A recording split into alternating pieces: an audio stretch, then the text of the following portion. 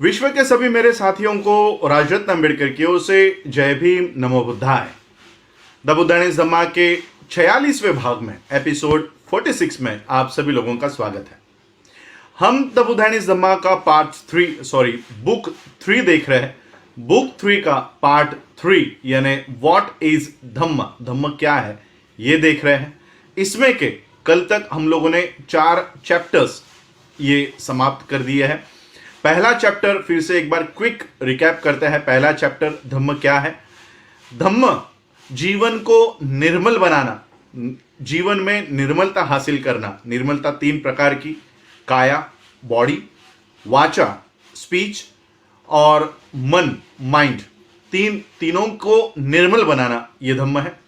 उसके बाद हमने जो चैप्टर देखा कि इस निर्मलता को बनाए रखना, इस निर्मलता में निपुणता हासिल करना, परफेक्शन हासिल करना, ये धम्म है। जीवन को पूर्णता प्राप्त करके देना, ये धम्म है। उसके बाद हमने देखा कि जीवन में निब्बाण में जीना, ये धम्म है। और कल के एपिसोड में हम लोगों ने अपनी तृष्णा का त्याग करना, ये धम्म है।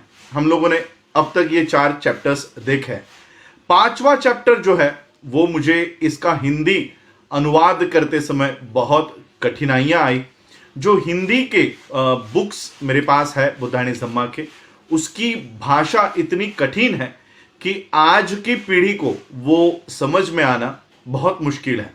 इसका जो टाइटल है उसी को ट्रांसलेट करने में मुझे बहुत यानी उस चीज को, इस टाइटल को किस तरह से समझाया जाए, इसमें भी मुझे बहुत दिक्कत या परेशानी हुई कि इस टाइटल को कैसे समझाया जाए। जैसे अब ये इंग्लिश का टाइटल है, to believe that all compound things are impermanent is Dhamma. अब ये इंग्लिश टाइटल को हिंदी में हम कैसे बताएं, क्योंकि जो हिंदी के किताबों में हिंदी का टाइटल दिया हुआ है वो हम लोगों को समझने से बहुत परे है। इसलिए कंपाउंड थिंग्स, इसको हम 2 पार्ट में डिवाइड करते हैं।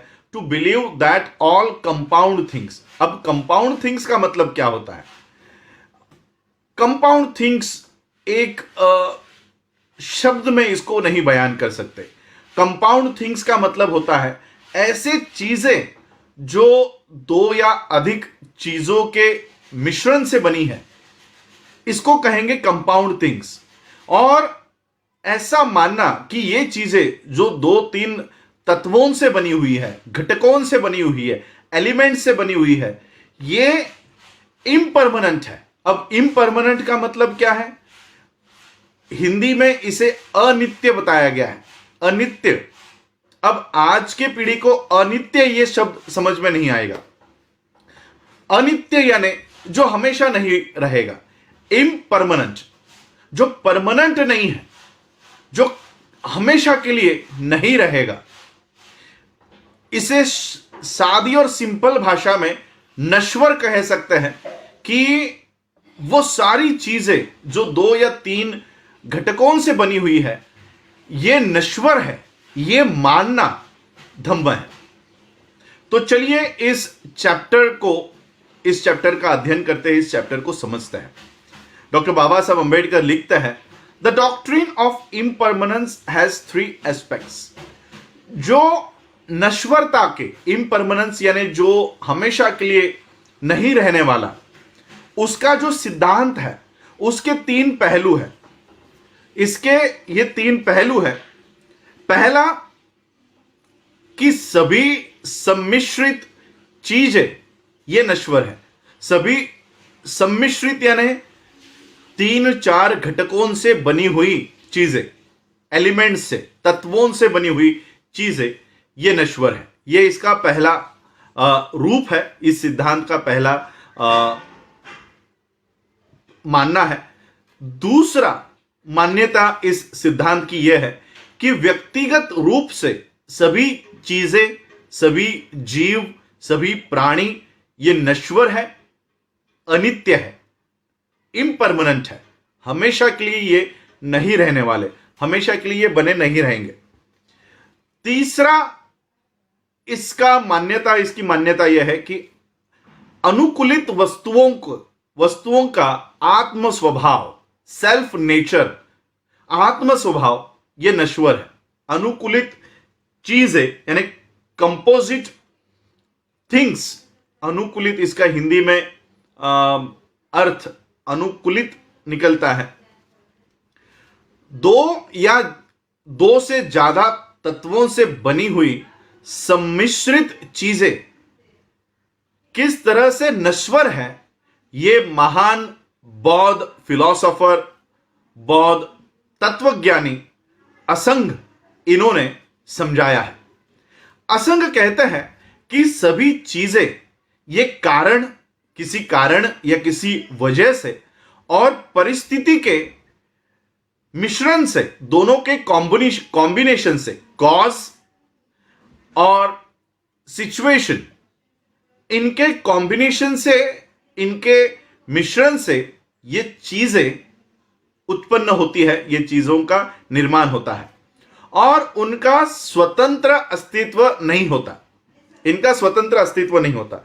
जैसे फॉर एग्जाम्पल, ये बुक में नहीं है, मैं अपनी ओर से आप लोगों को समझाने की कोशिश कर रहा हूं कि अगर कोई मिट्टी का घड़ा है तो वो मिट्टी का घड़ा ये डायरेक्ट घड़ा नहीं बना है, ये मिट्टी से, पानी से, वायु से, अग्नि से, ऐसे 4 अलग अलग तत्वों से ये बना हुआ है। इस मिट्टी के घड़े का स्वतंत्र अस्तित्व नहीं है। मिट्टी का स्वतंत्र अस्तित्व उस घड़े में नहीं है। पानी का, जल का स्वतंत्र अस्तित्व उस घड़े में नहीं है। वायु का अस्तित्व नहीं है। अग्नि का अस्तित्व उस घड़े में नहीं है। तो ये फॉर एग्जाम्पल आप लोगों को ये बात समझने के लिए मैं समझा रहा हूं। और जब ये मिश्रण, ये सब अलग अलग तत्व है, मिट्टी, पानी, वायु, अग्नि, और ये जब विघटित हो जाता है, अलग अलग हो जाते हैं, सेपरेट हो जाते हैं, तब उस चीज का विनाश हो जाता है, तब उस चीज का विनाश सुनिश्चित हो जाता है। अब जो बुक में लिखा है वो एग्जाम्पल हम आपको देते हैं। किसी भी इंसान, प्राणी, जीव, लिविंग थिंग, इनका जो शरीर होता है, बॉडी, इनका शरीर 4 महान तत्वों से, एलिमेंट से बना होता है। पृथ्वी, जल, वायु और अग्नि। ये 4 तत्वों से किसी भी जीव का शरीर यह निर्माण होता है। और जब ये 4 तत्वों का विघटन हो जाता है, ये 4 तत्व अलग अलग हो जाते हैं, तब शरीर का भंग हो जाता है, या कहो मृत्यु हो जाता है, या शरीर का विसर्जन हो जाता है। शरीर 4 तत्वों से बना हुआ है और ये 4 तत्व अगर अलग अलग हो जाते हैं तो वो शरीर का भंग हो जाता है। इसे सम्मिश्रित अस्तित्व की नश्वरता कहते हैं। जो कॉम्बिनेशन है इसका, ये उस सभी कॉम्बिनेशन का, सम्मिश्रण का ये अंत है, उसका नश्वरता उसे कहते हैं। किसी जीवित इंसान की नश्वरता सबसे बढ़िया सूत्र से समझाया गया है, वर्णित किया गया है। Being is becoming. अब इस 2 शब्दों में इतना बड़ा इसमें अर्थ है कि इसके ऊपर पूरी बुक लिखी जा सकती है। Being is becoming.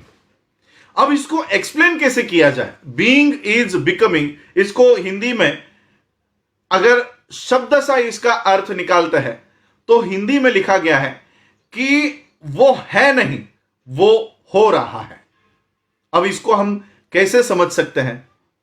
और इसलिए अब मेरे सामने, मेरे फ्लैट के सामने एक बिल्डिंग का निर्माण हो रहा है। ये भी कहीं पर बुक में नहीं है, वरना कुछ लोग कहेंगे राजरत्न अंबेडकर बुद्धा एंड हिज धम्मा में जो बातें नहीं है वो भी कह रहा है। मैं आप लोगों को ये बात बीइंग इज बिकमिंग समझाने के लिए अपनी ओर से एक उदाहरण देना चाहता हूं। मेरे सामने एक बिल्डिंग का निर्माण हो रहा है जो 20 से 25 माले की है।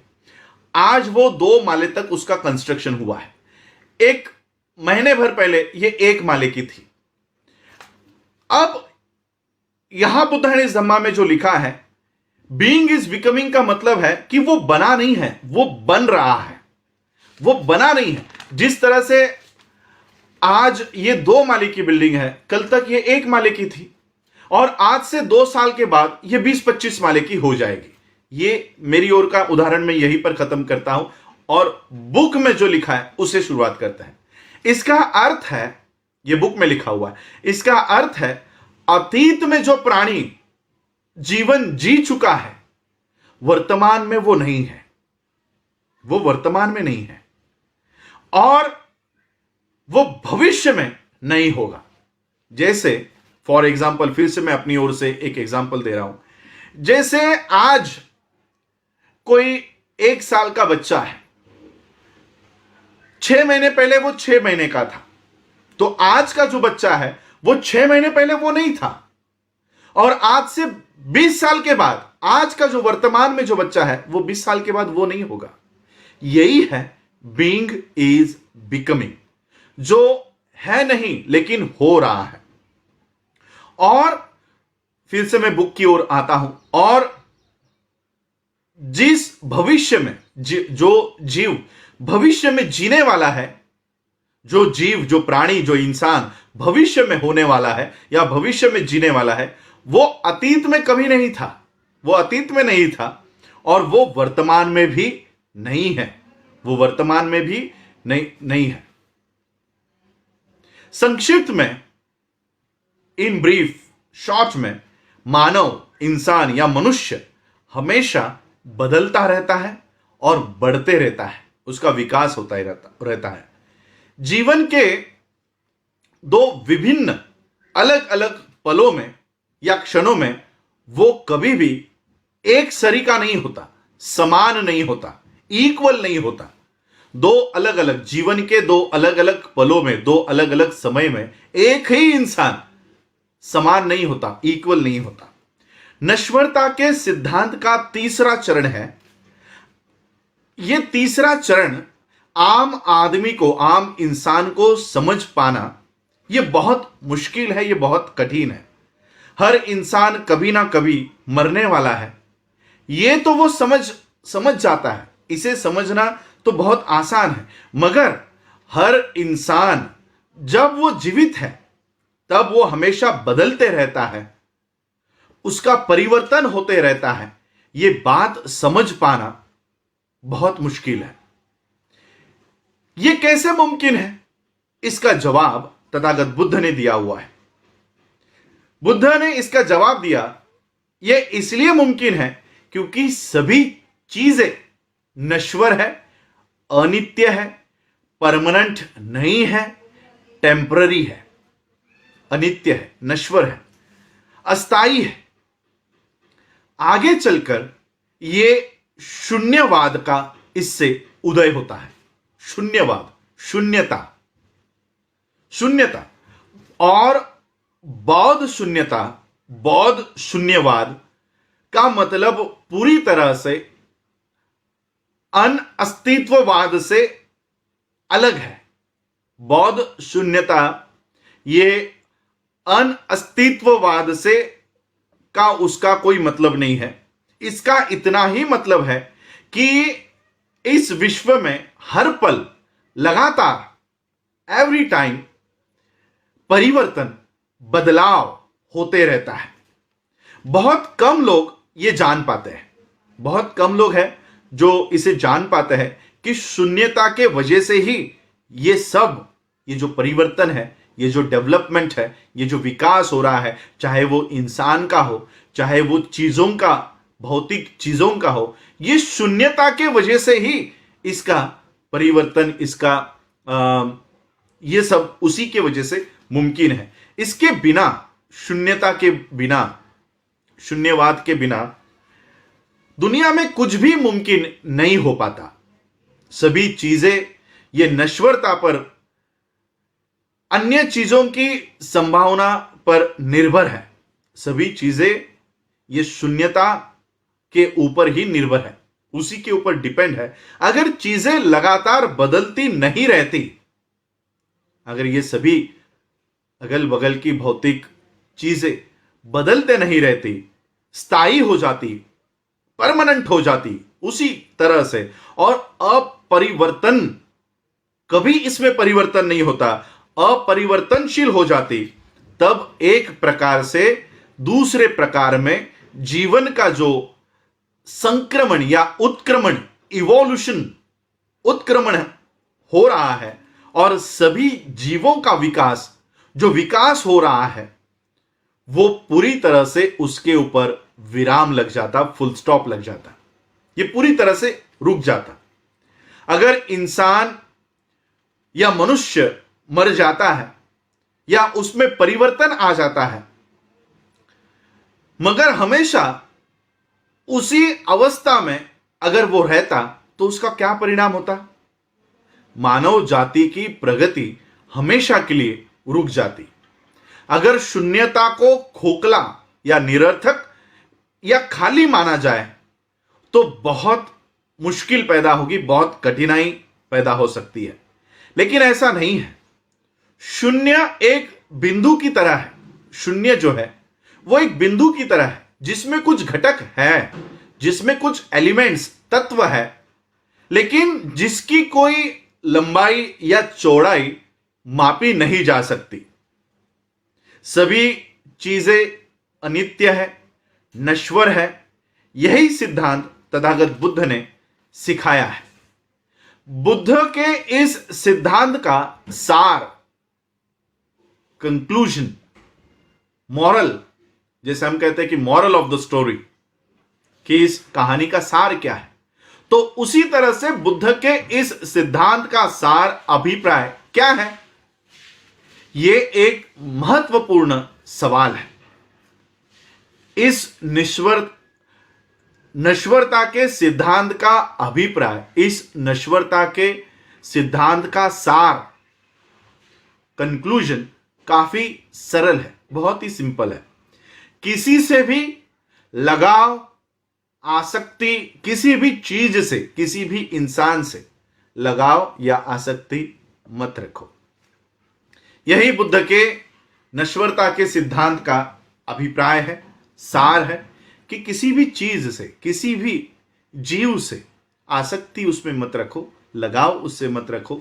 इस सिद्धांत का उद्देश्य अनासक्ति, किसी भी इसमें आसक्त मत हो जाओ, इस अनासक्ति को विकसित करना, इस अनासक्ति के भावना को विकसित करना, संपत्ति के प्रति अनासक्त होना, अपने मित्रों के प्रति, अपने सगी संबंधियों के प्रति अनासक्त होना, और सभी हमारे चीजों के प्रति, संपत्ति के प्रति, रिलेटिव्स के प्रति, दोस्तों के प्रति अनासक्त होना, इनमें बह नहीं जाना, यही तथागत बुद्ध का ये सिद्धांत का उद्देश्य है। और इसीलिए बुद्ध ने कहा कि सभी चीजें ये नश्वर है, ये हमेशा के लिए नहीं रहेंगी। यही, इसे मानना, इसमें विश्वास करना, यही धम्म है। और इसलिए ये चैप्टर कहता है कि to believe that all compound things are impermanent, सभी सम्मिश्रित अलग अलग तत्वों से बनी हुई चीजें, अलग अलग तत्वों से बने हुए जीव, ये हमेशा के लिए नहीं रहेंगे, ये हमेशा के लिए बने नहीं रहेंगे, ये नश्वर हो जाएंगे। यही, इसे मानना, इसमें विश्वास करना, यही धम्म है। आज आप लोगों ने मुझे सुना, उसके लिए आप सभी लोगों का आभार, धन्यवाद। जय भीम, जय भारत, जय बुद्ध।